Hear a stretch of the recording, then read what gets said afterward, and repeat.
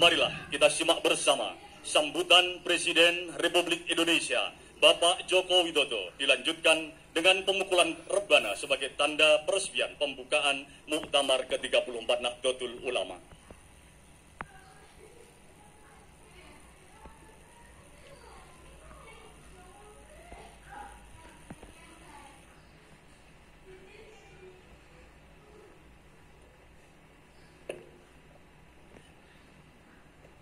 Assalamualaikum warahmatullahi wabarakatuh. Bismillahirrahmanirrahim. Alhamdulillah rabbil alamin. Wassalatu wassalamu ala asrofil anbiya'i wal mursalin Sayyidina wa habibina wa syafi'ina wa maulana Muhammadin wa alihi wa sahbihi ajma'in amma ba'du.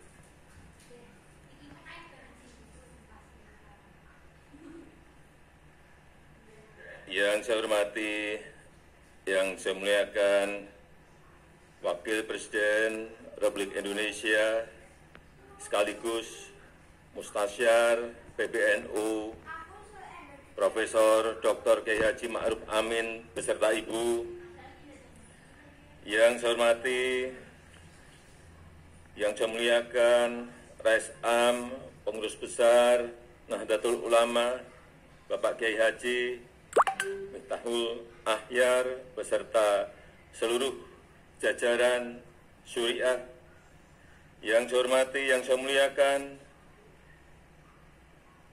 Ketua Umum PBNU Profesor Dr. Kiai Haji Said Agil Siroj beserta seluruh jajaran Tanfizyah. Yang saya hormati Ketua dan Pimpinan Lembaga-Lembaga Negara. Yang saya hormati Wakil Presiden Republik Indonesia ke-10 dan ke-12 Bapak Dr. Andes Yusuf Kalla.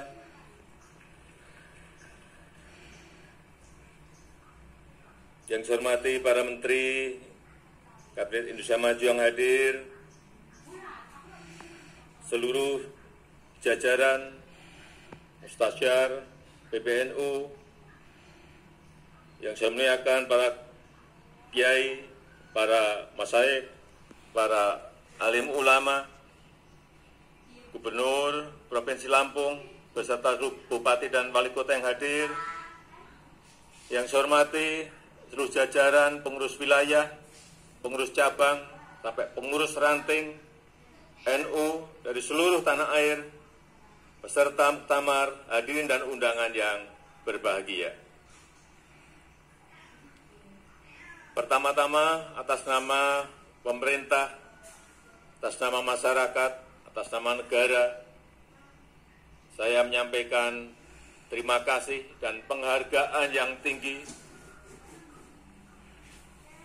kepada Nahdlatul Ulama yang telah membantu pemerintah dalam menenangkan umat, menenangkan masyarakat dalam masa pandemi ini. Yang kedua juga terima kasih untuk Nahdlatul Ulama yang juga telah mengajak masyarakat untuk mentaati protokol kesehatan dan mengajak masyarakat untuk berbondong-bondong ikut dalam program vaksinasi. Ini saya rasakan betul betapa ajakan para kiai, ajakan para ulama betul-betul berdampak pada meningkatnya keinginan masyarakat untuk ikut vaksinasi. Pada awal-awal program vaksinasi, begitu keluar yang namanya vaksin AstraZeneca, banyak daerah yang tidak mau mengambil. Padahal saat itu stok yang banyak adalah AstraZeneca. Tetapi begitu saat itu ada telepon dari para kiai dari Jawa Timur, Pak Presiden, silahkan semuanya vaksin dikirim ke Jawa Timur, kami terima. Besoknya saya ke Jawa Timur, betul, para kiai berkumpul dan benar-benar semuanya mau menerima vaksin itu. Setelah itu, semua daerah satu persatu mau. Inilah pengaruh para ulama, para kiai dalam mengajak masyarakat untuk ikut vaksinasi. Kita tahu di bulan Juli, tepatnya pertengahan Juli, 15 Juli, kita berada pada posisi keadaan yang sangat mencekam. Ngeri saya kalau menceritakan. Semua rumah sakit di Jawa dan Bali penuh. Oksigen kurang.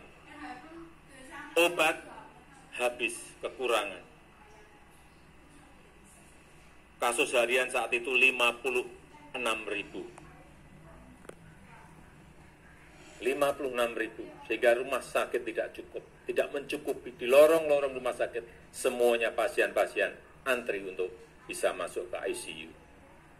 Alhamdulillah, berkat dukungan dari NU, kemarin kasusnya Alhamdulillah, hanya 216 kasus per hari di seluruh tanah air. Kalau kita memiliki 514 kabupaten kota, kasusnya hanya 216, artinya di setiap kota dan kabupaten itu hanya ada setengah kasus. Kemudian vaksinasi, sampai hari ini kita telah menyuntikkan 263 juta vaksin kepada masyarakat.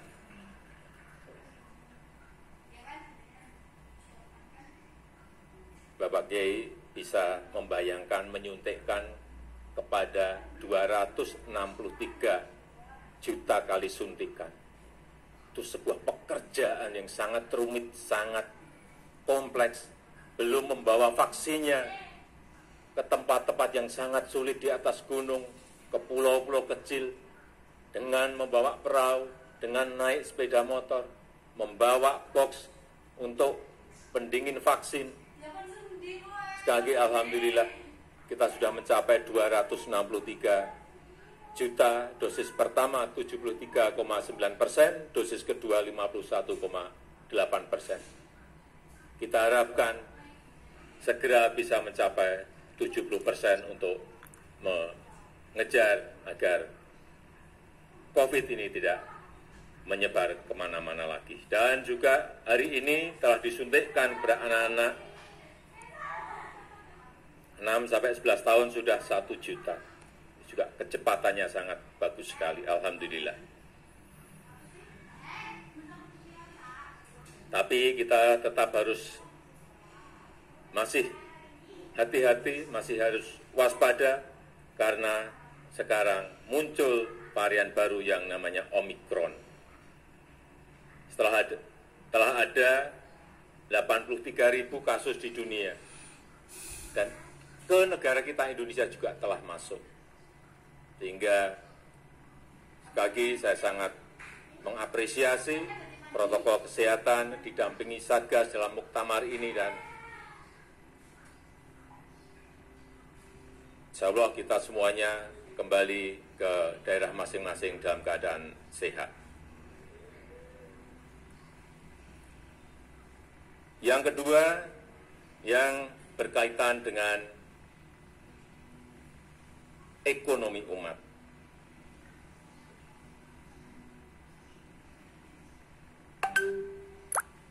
Kita tahu banyak yang disampaikan mengenai masalah pemerataan. Seperti tadi juga Bapak Ketua Umum PBNU juga menyampaikan. Memang kita harus berbicara apa adanya. Pemerataan bukan sebuah hal yang gampang untuk dilakukan. Tetapi Saya melihat bahwa kekuatan di NU sekarang, anak-anak mudanya yang pinter-pinter, santri-santrinya yang pinter-pinter, yang keluaran banyak dari universitas-universitas yang besar dari seluruh negara yang ada di dunia ini. Apabila ini bisa dirajut dalam sebuah kekuatan lokomotif, saya meyakini ini bisa menarik gerbong yang ada di bawah untuk bersama-sama dalam rangka mensejahterakan kita semuanya. Saya menawarkan yang muda-muda ini dibuatkan sebuah wadah, bisa PT atau kelompok usaha, dan pemerintah. Saya menyiapkan, kalau siap, saya menyiapkan konsesi.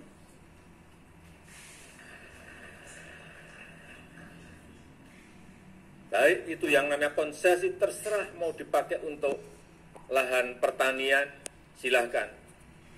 Saya juga ingin menyiapkan konsesi minerba.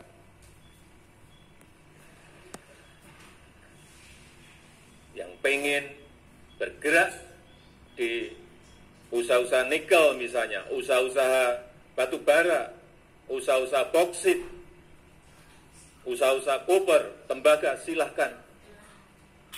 Tetapi sekali lagi, ini dalam sebuah kelompok usaha besar, sehingga nanti bisa menggeret,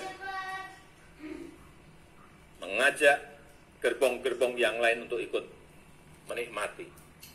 Ini memerlukan sebuah kerja besar, tetapi saya melihat potensi di Nahdlatul Ulama itu ada. Tinggal merajutnya. Yang berkaitan dengan teknologi, saya melihat juga yang pinter-pinter urusan teknologi ini sangat banyak sekali di NU. Doktor-doktornya banyak sekali, yang muda-muda. Santri-santri yang dokter banyak sekali.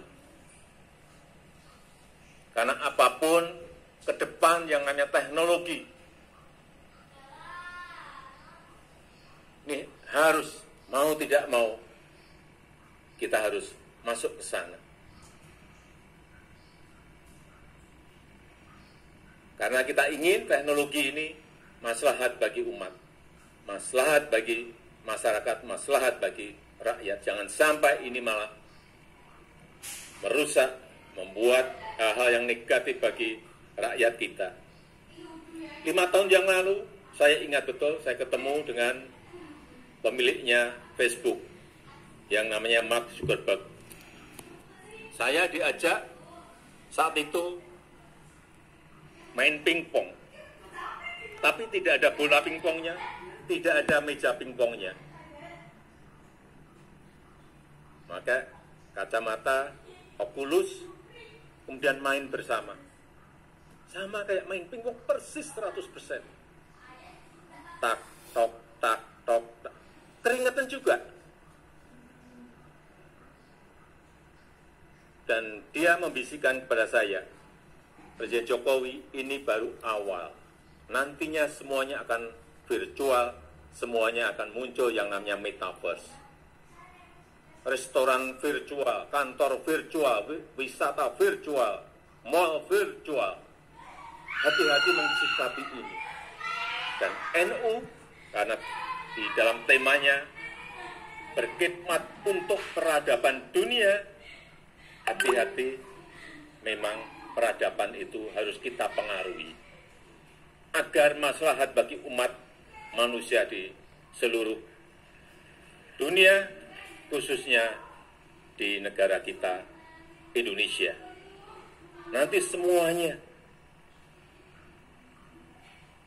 dakwah virtual, pengajian virtual, tetapi betul-betul kayak kita ketemu seperti ini, bukan seperti sekarang yang masih Vicon. Bukan. Metaverse akan merubah. Saya tidak tahu apakah karena pandemi ini menjadi dipercepat 5 tahun atau 10 tahun, tapi pasti datang. Oleh sebab itu kita semuanya harus siap dan kita bersama-sama NU untuk peradaban dunia dan Indonesia sekarang juga memimpin G20 menjadi keketuaan G20 juga ingin mempengaruhi kebijakan-kebijakan dunia yang berpihak pada negara-negara miskin, kepada negara-negara berkembang, kepada negara-negara kecil, kepada negara-negara kepulauan dalam segala hal, utamanya dalam hal digitalisasi, perubahan iklim, dan ekonomi hijau. Terakhir, sekali lagi saya ingin menyampaikan terima kasih yang sebesar-besarnya kepada NU yang terus mengawal kebangsaan, mengawal toleransi, mengawal kemajemukan, mengawal Pancasila, mengawal Undang-Undang Dasar 1945, mengawal kebinekaan kita, mengawal NKRI, dan kita harapkan dengan itu kita terus bisa menjaga dan merawat bangsa dan negara kita yang kita cintai. Saya rasa itu yang bisa saya sampaikan pada kesempatan yang berbahagia ini. Dan dengan mengucap Bismillahirrahmanirrahim, pada pagi hari ini saya secara resmi membuka Muktamar ke-34 Nahdlatul Ulama NU. Terima kasih. Wassalamualaikum warahmatullahi wabarakatuh. Dimohon mendampingi Presiden Republik Indonesia saat pembukulan rebana, Wakil Presiden Republik Indonesia, Rois Am Pengurus Besar Nahdlatul Ulama, Ketua Umum Pengurus Besar Nahdlatul Ulama, Menteri Sekretaris Negara, Menteri Agama, dan Gubernur Provinsi Lampung.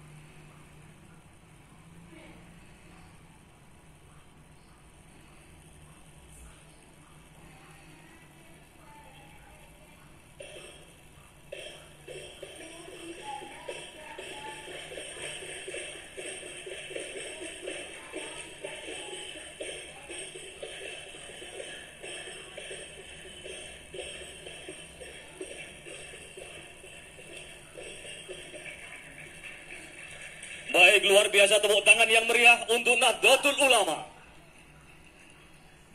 Dengan ini secara resmi Muktamar ke-34 Nahdlatul Ulama dengan tema 1 abad Nahdlatul Ulama, kemandirian dalam berkhidmat untuk peradaban dunia telah resmi dibuka.